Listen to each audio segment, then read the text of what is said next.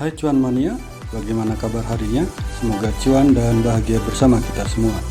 Jangan lupa subscribe, like, nyalakan lonceng bel, dan bagikan channel ini serta berikan saran dan masukan maupun komentar Anda agar kami bisa mengevaluasi diri guna kemajuan kita bersama. Bagi yang telah mendukung kami ucapkan terima kasih dan kami doakan semoga selalu bahagia, sehat, dan cuan selalu. Baik, hari ini kita akan coba belajar untuk menganalisa fundamental suatu saham perusahaan, apakah itu bagus untuk jangka panjang ataukah tidak. Jadi kita mulai, kita buka RTI Bisnis. Di RTI Bisnis kita coba pilih sahamnya. Jadi misalnya kita pilih sahamnya adalah Friend, ini Smart Friend, itu kita klik. Coba dilihat seperti biasa. Untuk melihat fundamental kita melihatnya pertama adalah di key statistik. Oke, coba dilihat di key statistik. Itu pertama yang perlu kita perhatikan adalah earning per share.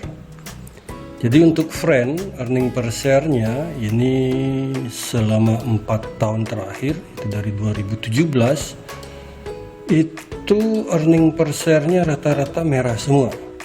Jadi di 2017 minus 29, kemudian ke 34, ke 10, kemudian ke minus 9. Jadi earning per share, kemampuan dia memberikan laba per share-nya itu terus menerus turun. Ini yang perlu diperhatikan, earning per share-nya untuk fundamental yang kuat ini haruslah dia tidak merah. Kalaupun merah ya hanya beberapa, jangan terlalu sering seperti ini. Kemudian yang kedua yang perlu kita lihat untuk melihat fundamental adalah market cap. Jadi kalau bisa itu diperhatikan market cap-nya adalah di atas 5 sampai 10 triliun. Paling kecil lah 5 lah, boleh dianggap 5, itu bisa kita anggap sudah bagus. Kemudian selanjutnya yang dilihat adalah valuasi dari saham tersebut, atau secara valuasi, secara nilai. Jadi yang perlu diperhatikan adalah pair-nya. Jadi price earning ratio ini untuk menentukan apakah saham itu masih murah atau tidak. Jadi kalau di sini karena dia perusahaannya rugi terus, otomatis price earning ratio-nya adalah minus, artinya ini tidak bagus. Kemudian yang kedua yang perlu dilihat untuk menentukan valuasi itu masih murah atau tidak adalah dari PBV-nya, price book value ratio. Jadi price book value ratio ini kalau bisa usahakan itu di bawah 1, itu kita baru bisa anggap bagus. Untuk pair-nya sendiri itu adalah di bawah 13 kali, itu dianggap itu masih murah. Kemudian yang selanjutnya yang perlu kita lihat adalah profitabilitas. Jadi pada video saya sebelumnya itu saya sudah dapat menjelaskan secara sepintas. Jadi untuk profitabilitas itu yang perlu dilihat adalah net profit margin. Jadi net profit margin ini usahakan adalah paling tidak itu di atas 10%. Di atas 10%, kemudian untuk return on equity-nya juga itu kalau bisa di atas 10%. Mungkin rekan-rekan akan bertanya, kenapa tidak dilihat dari gross profit margin ataukah yang lainnya? Kenapa harus net profit margin? Jadi net profit margin ini adalah setelah semua biaya-biaya ataukah expenses itu dikeluarkan. Jadi yang paling bawah kalau dilihat dari laporan keuangan. Kemudian selanjutnya yang perlu dilihat adalah likuiditasnya dia. Berapa debt equity ratio-nya dia. Jadi debt equity ratio-nya ini kalau bisa ya paling enggak di bawah 100%, di bawah 100%. Jadi kemampuan dia untuk membayar hutang. Kemudian yang perlu dilihat juga yang lain adalah quick ratio. Jadi quick ratio adalah kemampuan perusahaan untuk membayar kewajiban jangka pendeknya. Jadi kalau bisa ini nilai dari quick ratio itu adalah di atas 100%.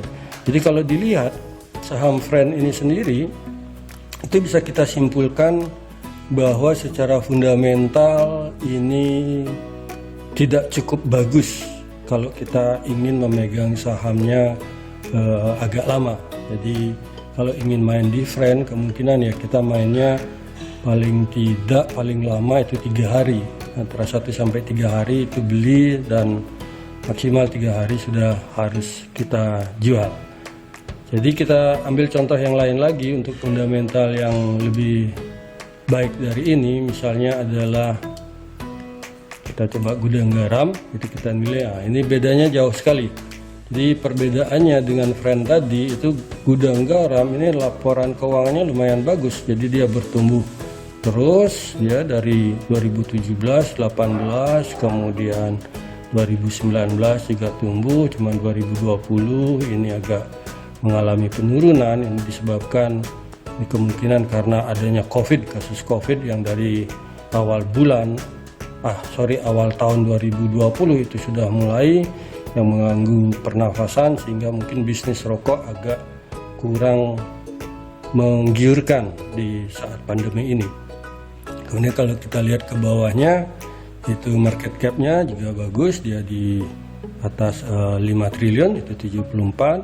Kemudian yang ke selanjutnya yang kita lihat adalah valuasi. Jadi valuasi gudang garam itu secara valuasi, kalau secara nilai ini lumayan masih murah karena PER-nya masih di bawah 13 kali. Kemudian untuk PBV-nya ini sedikit di atas, itu karena yang kita pakai acuan PBV adalah 1 kali. Dan secara profitabilitas, jadi gudang garam kalau kita lihat ini masih NPM-nya masih di bawah 10%. Kemudian ROE-nya ini sudah di atas 10%. Jadi ini sudah lumayan bagus. Kalau secara fundamental gudang garam dilihat secara valuasi ini masih sangat-sangat murah. Kemudian dilihat dari likuiditasnya, jadi untuk debt equity ratio-nya, kemampuan dia membayar kewajibannya itu sebesar 35% dari aset.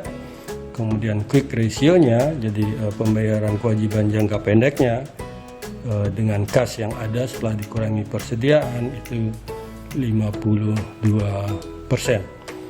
Jadi bisa disimpulkan kalau kita bandingkan antara friend dengan gudang garam, ini fundamental gudang garam sangat jauh lebih bagus dari friend.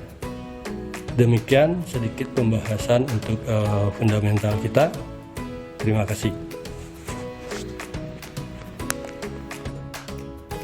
Terima kasih sudah menonton video saya, dan jangan lupa untuk subscribe, komen, like, dan share kepada para cuan mania yang membutuhkannya.